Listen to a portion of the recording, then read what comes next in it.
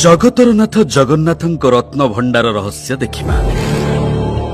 श्री जगन्नाथ मंदिर सामने अरुण स्तंभ, सिंहद्वार, तापरे 22 पाहाच पार होई भोग मंडप, नाट मंदिर देई पहुंचु गरुड़ स्तंभ पाखरे। आउ तापरे जगमोहन, ता आगकु गर्भगृह, ता भितरे रत्न बेदी शोभा पाउछंती महाबाहु। प्रश्न हैला, या भितरे रत्न भंडार कोउठी अछि? जगमोहनर डाहाण पटरे रहिछि बाहर ओ भितर रत्न भंडार। हेले रत्न भंडार खोले केमिति, केबे खोला जाए? बाहर रत्न भंडार ताला खोलिबा पई दरकार हुए 3 जनक पाखरे थिबा 3टी चाबी। प्रथम गजपति महाराजा, द्वितीय भंडार मेकाप एवं तृतीयटी हेला मंदिर प्रशासक। एहा सहित पाटजोशी महापात्र सेवक, देउलकरण सेवक, तढ़ौकरण सेवक भली 10 जन साक्षी रहिले ही बाहर रत्न भंडार खोला जाई पारि।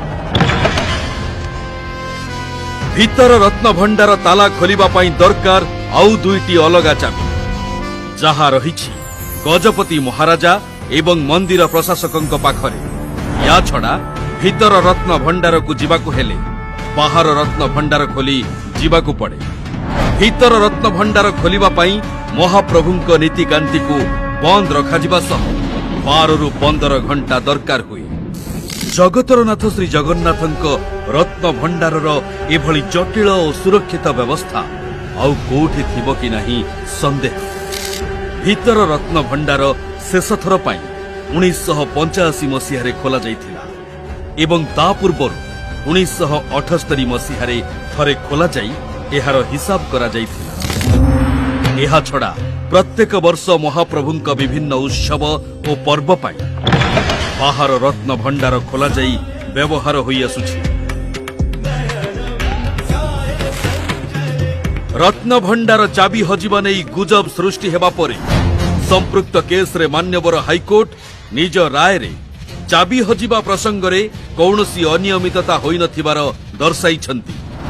एहार तदंत पई सुप्रीम कोर्ट रा पूर्वतन विचारपति मान्यवर अरिजित पसायतଙ୍କ अध्यक्षतारे कमिटी गठन करा जाई आसंता 2024 रथयात्रा समय रे रत्न भंडार खोलिबा पई सुपारिश करिछंती एवं एहा कार्यकारी मध्य हेबो।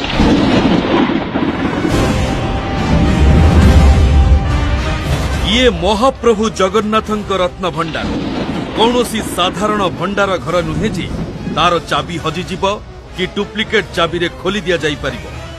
जीवंत ठाकुरଙ୍କ रत्न भंडार चाबी हजिजिबा कथा को विश्वास करिबा कठिन।